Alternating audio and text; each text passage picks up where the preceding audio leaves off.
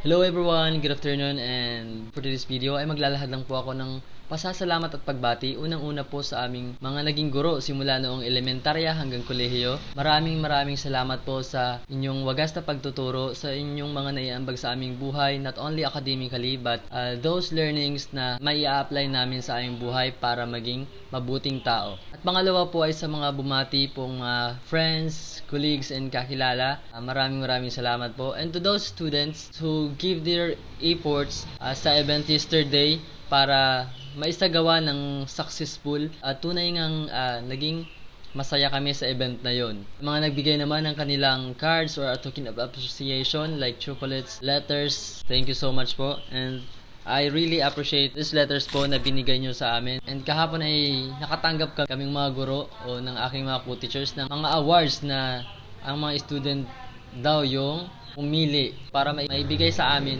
yung mga nararapat namin o natatanging naming award. Okay. Sa katunayan, may tatlo po akong natanggap. Unang-una po ay ang pagiging The Humble Teacher. Okay, thank you so much. Pangalawa po ay yung The Puging Teacher daw. Okay.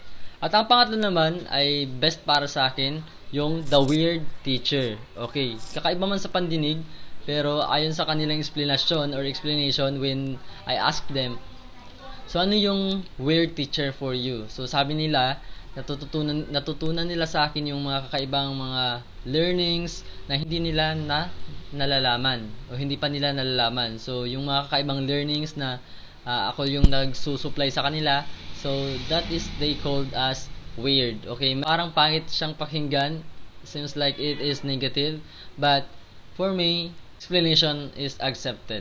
Okay, maraming salamat po sa mga student na nagbigay ng kanilang efforts yesterday, and to those persons or individuals na nag-greet sa amin ng Happy Teachers Day. Ganon din po sa aming mga kaguro.